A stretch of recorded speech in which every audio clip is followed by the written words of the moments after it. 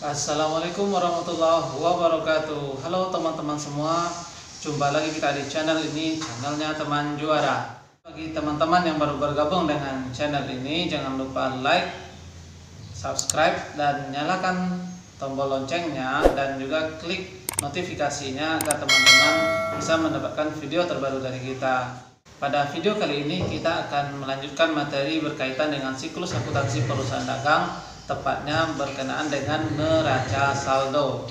Nah, dalam neraca saldo tersebut apa saja hal-hal yang perlu kita bahas? Ada seperti pengertiannya, fungsi neraca saldo, bagaimana prosedur neraca saldo, dan bagaimana pula teknis penyusunan neraca saldo tersebut. Untuk lebih lengkapnya, silakan disimak video berikut ya.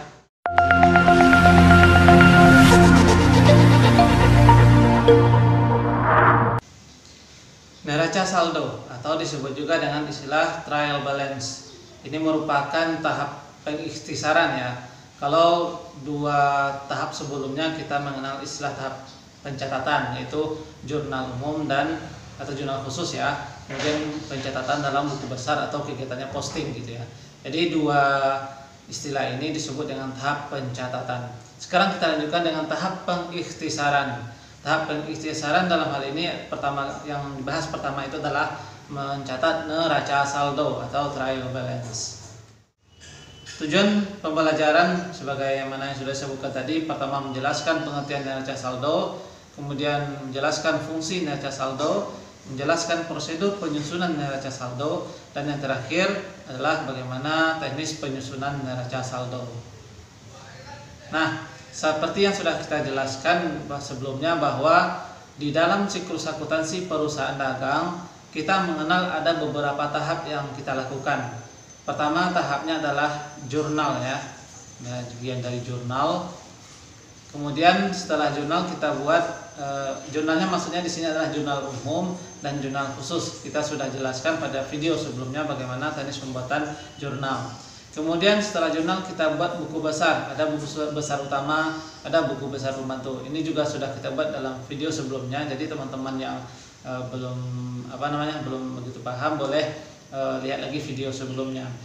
Kemudian yang ketiga adalah neraca saldo. Jadi ini kita baru sampai ke tahap yang ketiga, yaitu pembuatan neraca saldo. Seperti yang sudah kita jelaskan bahwa tahap pembuatan neraca saldo ini berdasarkan pada tahap sebelumnya, yaitu buku besar. Jadi sumber utama dari neraca saldo atau trial balance ini adalah buku besar gitu ya. Jadi pencatatannya itu berdasarkan buku besar yang telah dibuat.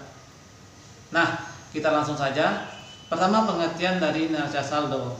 Neraca saldo atau trial balance adalah suatu daftar yang berisikan sisa atau saldo-saldo akun buku besar yang dicatat secara sistematis menurut nomor kode akun buku besarnya dan disertai dengan jumlah debit dan kredit akun yang bersangkutan. Jadi semuanya yang ada dalam buku besar ini akan kita pindahkan ke dalam neraca saldo, mulai dari nomor akunnya, nama akunnya, sampai nanti ke nilai yang tertera di dalam buku besar, nilai akhirnya ya, dan posisinya di mana, apakah nanti di kredit ataupun di debit. Selanjutnya fungsi neraca saldo pertama adalah untuk menguji kesamaan debit dan kredit dalam akun buku besar. Jadi untuk melihat kesamaan debit dengan kreditnya ya, jumlah debit dengan kredit dalam neraca saldo itu harus sama. Jadi kalau seandainya tidak sama berarti ada yang salah dalam pencatatan, mungkin salah dalam perhitungan atau mungkin salah mencatat, jadi harus diperiksa. Kalau bukan di buku besar salahnya, berarti di jurnal umum mungkin salahnya gitu ya. Jadi dalam neraca saldo fungsinya adalah untuk melihat kesamaan antara debit dengan kredit. Yang kedua, melihat ketelitian pencatatan dalam jurnal dan akun buku besar. Jadi salah satu fungsi yang kedua neraca saldo, sejauh mana kita melakukan pencatatan itu secara teliti gitu ya. Artinya kalau salah atau tidak teliti atau mungkin salah akun akan berdampak pada neraca saldo gitu. Kemudian meminimalkan kekeliruan yang mungkin terjadi dalam periode pencatatan. Jadi diharapkan dengan adanya neraca saldo bisa melihat sejauh mana mungkin kesalahan dalam pembuatan tahapan pencatatan siklus akuntansi perusahaan dagang ya. Kemudian yang keempat, untuk memudahkan penyusunan laporan keuangan. Jadi salah satu fungsinya adalah memudahkan kita dalam menyusun laporan keuangan. Apakah itu nanti laporan laba rugi, laporan perubahan modal, neraca, arus kas dan sebagainya gitu. Kemudian mempermudah dalam melakukan pengikhtisaran dalam catatan transaksi. Terakhir, mempermudah data sementara yang disajikan dalam neraca keuangan. Jadi untuk melihat neraca sementara gitu ya dalam laporan keuangan atau dalam neraca keuangan. Ini fungsi neraca saldo. Selanjutnya, bagaimana prosedur penyusunan dari neraca saldo ini? Jadi yang pertama kita lihat atau menghitung sisa dari masing-masing akun buku besar gitu ya. Maksudnya gimana? Kalau dia akunnya kalau dalam buku besar itu bentuk T atau skontro, jadi antara debit dengan kredit ini dijumlahkan dulu, nanti baru diselisihkan ya. Dijumlahkan debit, dijumlahkan kreditnya, nanti diselisihkan. Kalau seandainya debitnya lebih besar daripada kreditnya, maka sisanya itu ditaruh di sebelah debit. Sebaliknya, ketika kreditnya yang lebih besar gitu ya, artinya sisanya itu ditaruh di sebelah kredit, karena posisinya angka itu menentukan posisinya nanti gitu. Kemudian sisa saldo tiap akun disusun dalam daftar sisa berdasarkan urutan kode akun. Jadi nanti dalam pembuatan neraca saldo kita urutannya itu berdasarkan nomor akun ya. Nomor akun itu kita mulai dari yang paling liquid, yang paling mudah dicairkan atau diuangkan ya. Tentu yang paling utama itu adalah ya akun kas gitu ya. Akun kas nomor 111, setelah itu mungkin akun lain, piutang, perlengkapan dan sebagainya. Jadi berurutan gitu ya. Jadi sisa saldo tiap akun disusun dalam daftar sisa berdasarkan urutan kode akunnya, sama dengan yang tadi ya. Kemudian bagaimana bentuk neraca saldo? Neraca saldo bentuknya seperti ini, ada 4 kolom ya. Nomor akun, nama akun, kemudian posisinya ya, debit atau kredit gitu ya. Artinya apa? Nomor akun yang kita buat adalah nomor akun yang ada dalam buku besar juga ya. Kemudian dibuatkan namanya, kemudian nanti nilainya. Nilainya tergantung dari buku besar.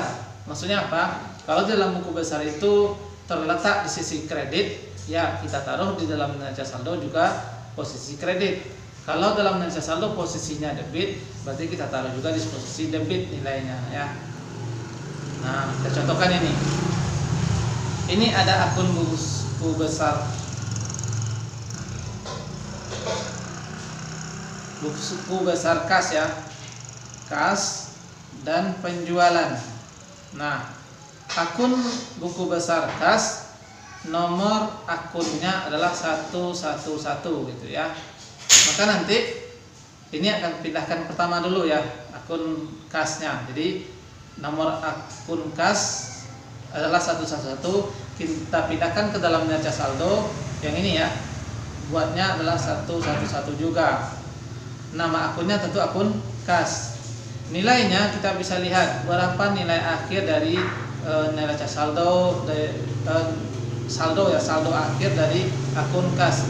Bisa kita lihat di posisi debitnya ya, karena kas normalnya di debit, nanti kita lihat posisi debit 15.150.000.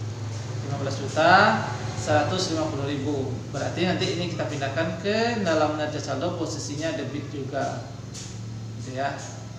Kemudian yang kedua adalah akun penjualan, tadi nomor akunnya 411.